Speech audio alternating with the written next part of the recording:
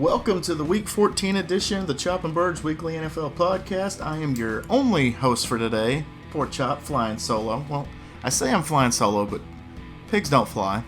But then again, we had a tie this week, so I guess pigs do fly sometimes. So, anyway, here at the Christian Mingles headquarters with the Studio 69, oh yeah, of Strip Chat. Anywho, any business inquiries, go to Riley Reed, send her an email, whatever. Just send her an email. Don't do what you want to do. Just send her an email. That's all you gotta do. Whatever's in that email better be very fucking professional, otherwise it ain't gonna get read.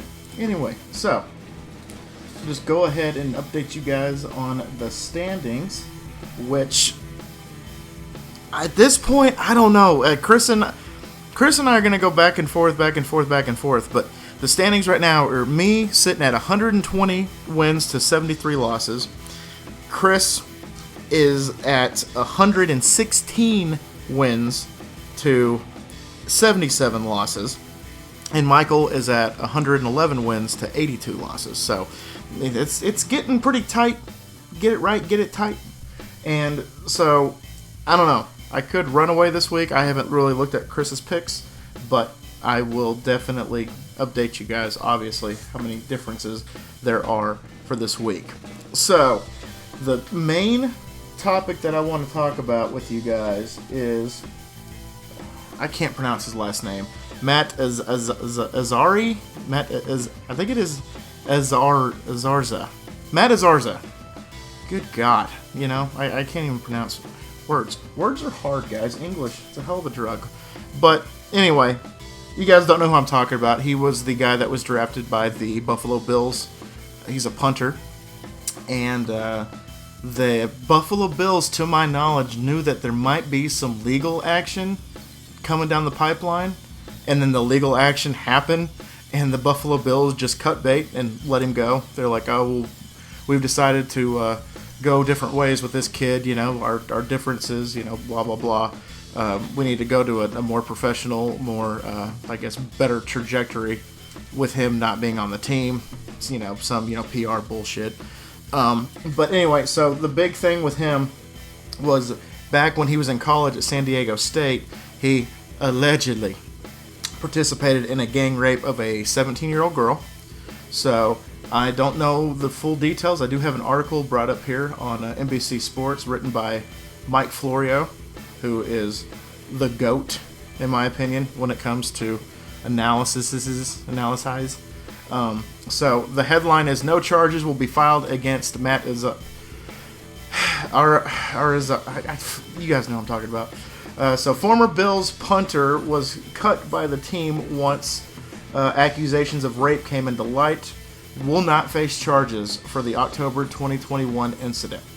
Via ESPN.com, the San Diego County District Attorney's Office decided not to pursue charges against the punter or the other San Diego State players involved in the alleged gang rape, said the DA. Ultimately, prosecutors determined it was very clear the evidence did not support the filing of the criminal charges, and there is no path to a potential criminal conviction.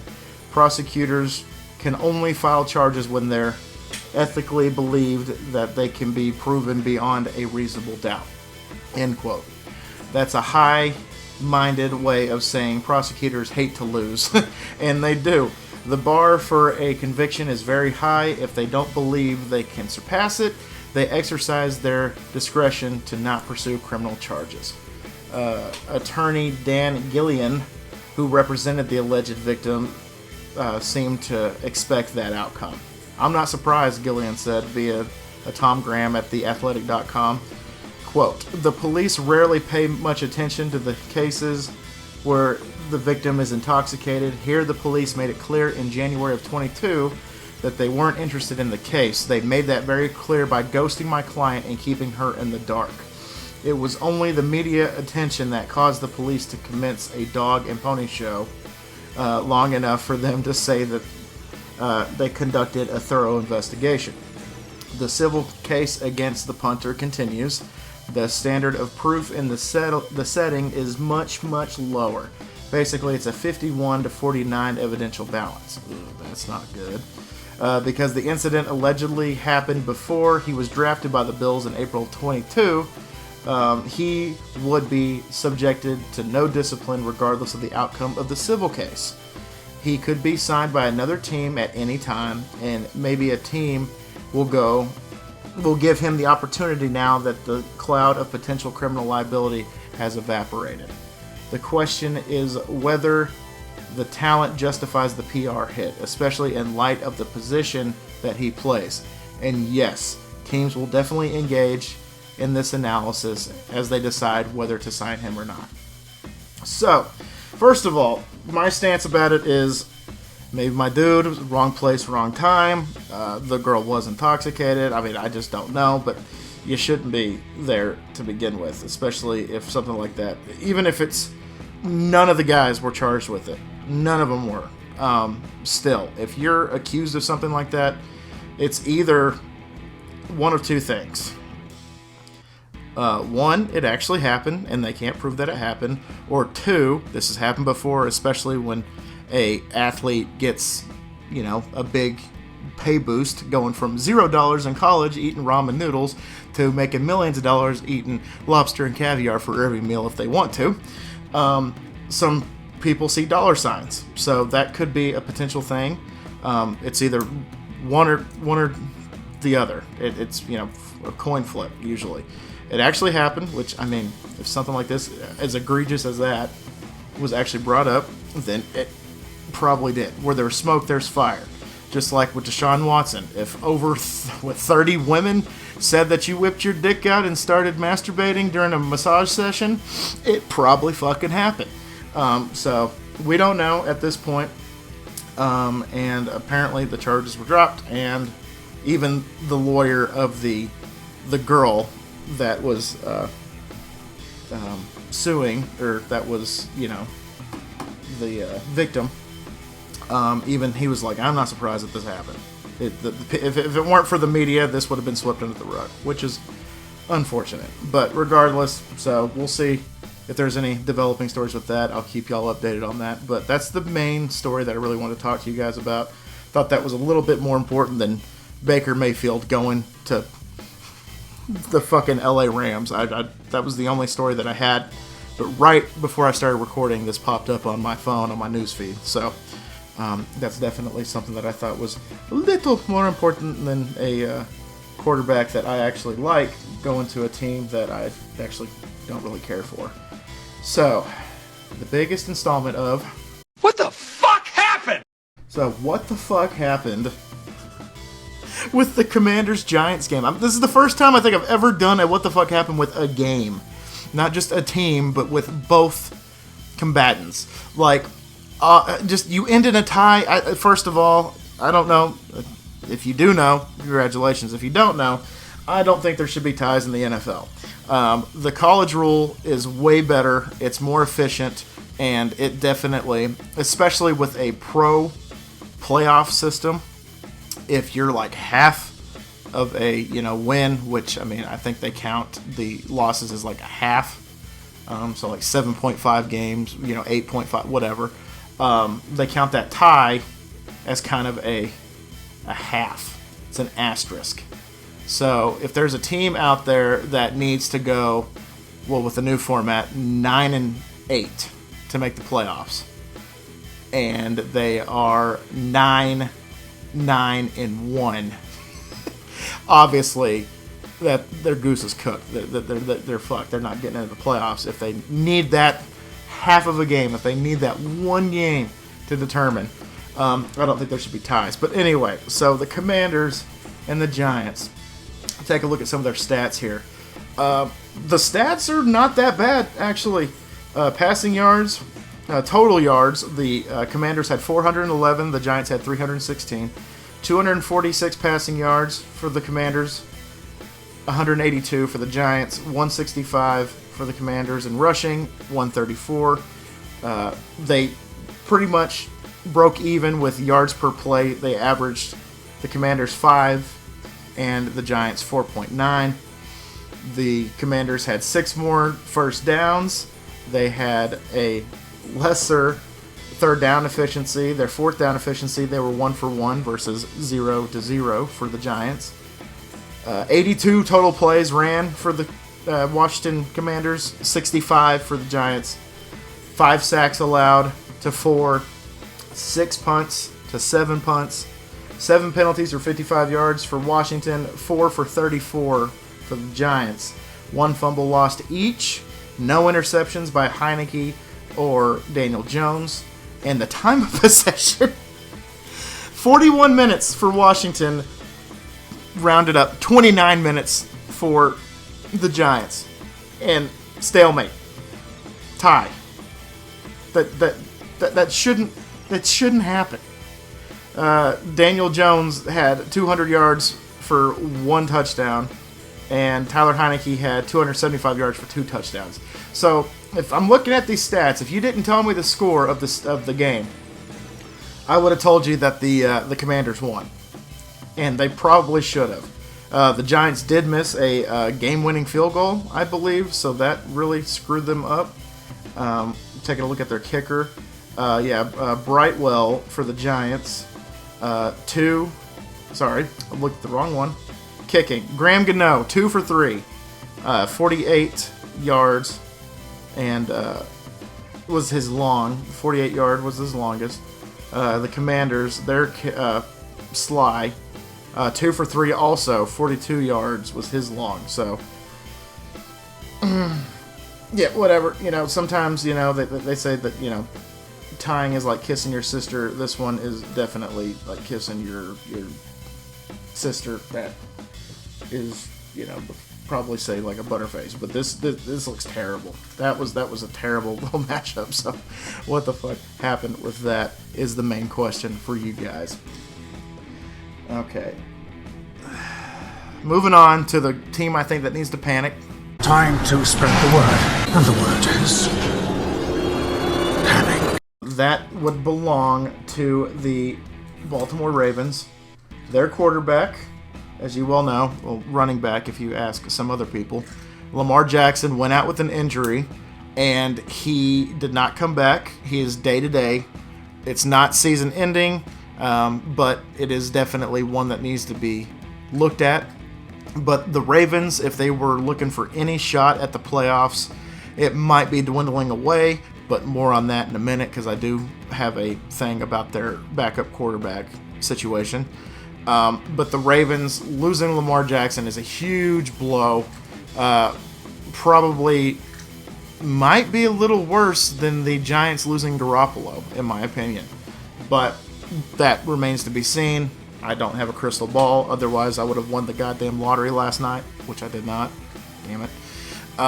So the Ravens, I think, definitely need to start approaching precautiously, but approaching that panic button for sure. Because, yikes. The team that I don't think needs to panic. Oh my God! Okay, it's happening. Everybody stay calm. What's the procedure, everyone? What's the procedure? Stay calm! Wait. The New York Jets, they took the Minnesota Vikings down to the wire. If it wasn't for that last interception, Mike White might have been the hero of the week. He might have actually had a statue erected in his honor in front of MetLife Stadium. But that didn't happen. He threw that pick towards the end zone, and they lost 27-22, I believe was the final on that game. The Jets are looking fantastic. Their defense has improved drastically. Mike White might actually be the answer, even though Rob Saleh, their coach, believes that Zach Wilson is going to get his job back at some point. You got to dance with the one who brung you. And right now, Mike White has shown a little bit more resilience than Zach Wilson, the MILF hunter, the MILF slayer. He is, his hood is up on the sidelines. He's sitting on the bench pouting. Doesn't look good on the national television scale, and it definitely is something that probably needs to be looked into, because if that's the way he's going to act because he, lost the starting position, I know he might still be hurt, but if that's how he's going to act on the sidelines, maybe that's not who needs to be the leader of men for your football team.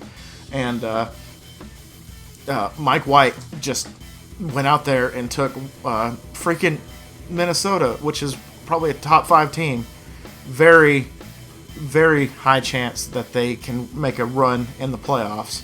Took them to the wire, and that was crazy, absolutely nuts. So yeah, Jets, you guys, you guys don't need to panic. I really don't think y'all need to panic. So something I mentioned earlier, the fantasy player I believe you guys need to pick up is Tyler Huntley, the backup quarterback for the Baltimore Ravens. This guy currently right now is rostered in less than 5%. He's at 4.7% rostered in the league on NFL.com anyway, in leagues. He is starting in less than 2%, 1.9%, and he's supposed to get 15.5 points this week. I believe he's probably going to get more because he is a mobile quarterback. He knows how to throw it as well as run it.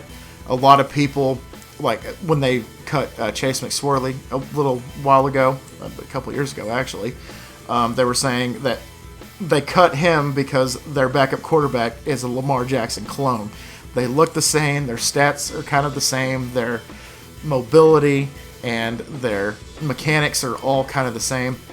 So if he's as good as everybody says he is compared to Lamar Jackson, maybe they won't miss a beat.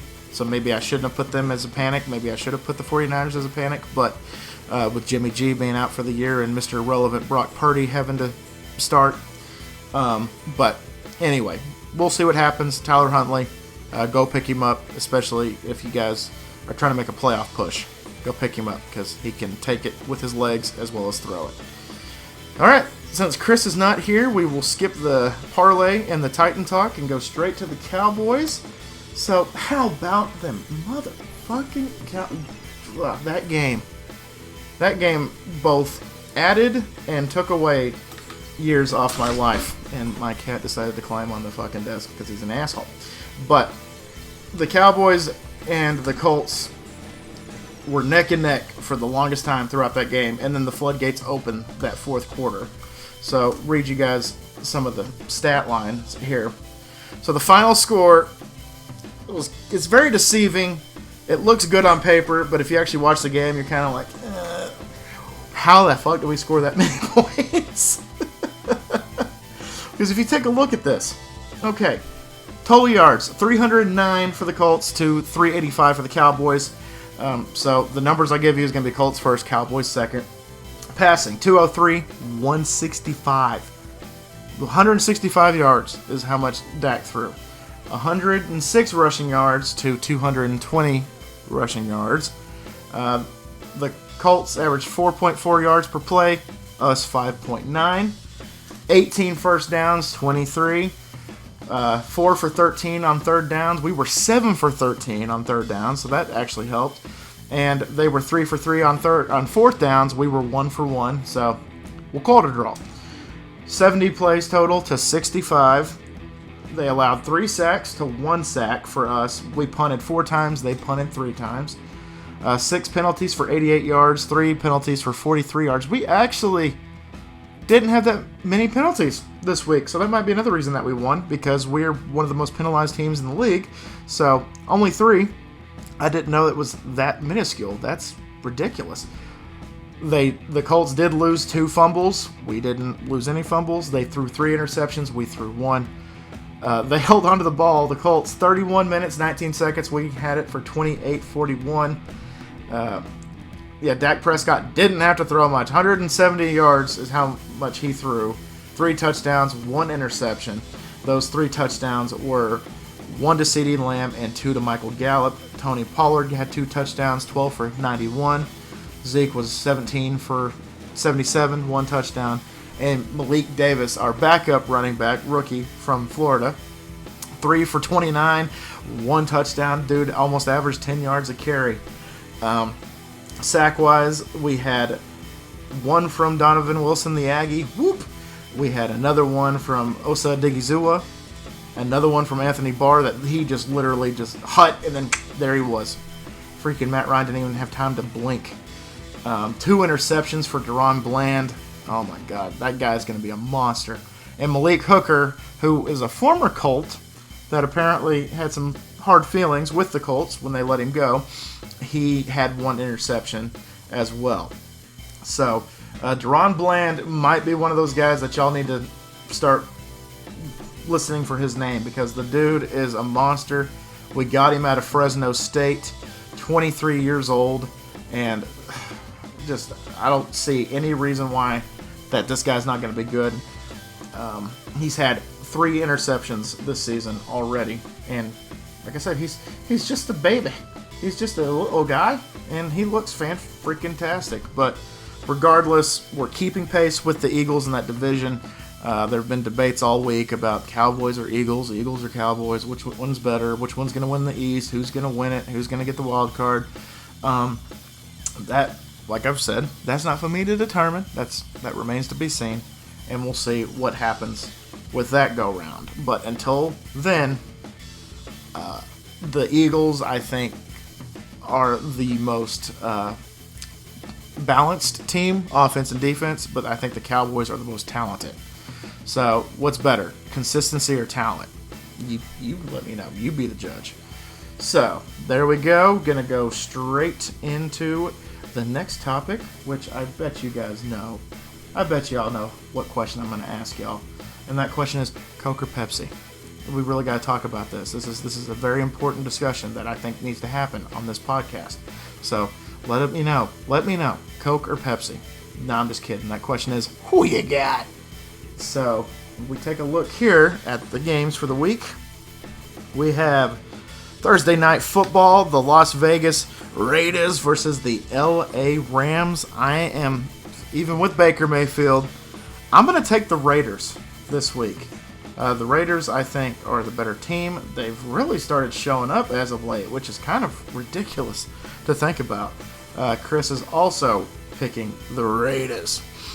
First noon game on Sunday, the New York Jets at the Buffalo Bills. I'm taking the Bills. Chris is also taking the Bills.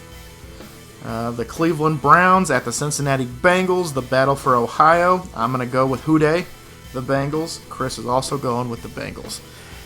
The battle for Texas is the Houston Texans at the Dallas Cowboys. Going to go with the Cowboys. And Chris is also going with the Cowboys. Minnesota Vikings at the Detroit Lions. As of right now, if you're a bettor, the Detroit Lions are actually favored in this game as of right now. That might change come Sunday, but they're favored right now. They're a 1-point favorite against the Vikings. But I'm going to go with the Vikings. I don't see any reason why Kirk Cousins can't get it done against the Lions, even though they've been resilient as of late. It's been kind of ridiculous. Now, this one is a divisional matchup. This is the Jacksonville Jaguars at the Titans. I'm going to go with the Titans. Chris is also tightening up. Another divisional matchup. I'm skipping ahead. They're both birds. The Eagles at the Giants. I'm going to go with the Eagles. Chris is also fly, Eagles fly. Baltimore Ravens at the Pittsburgh Steelers. With a backup quarterback. A backup quarterback versus a rookie quarterback. I'm going to go with Baltimore.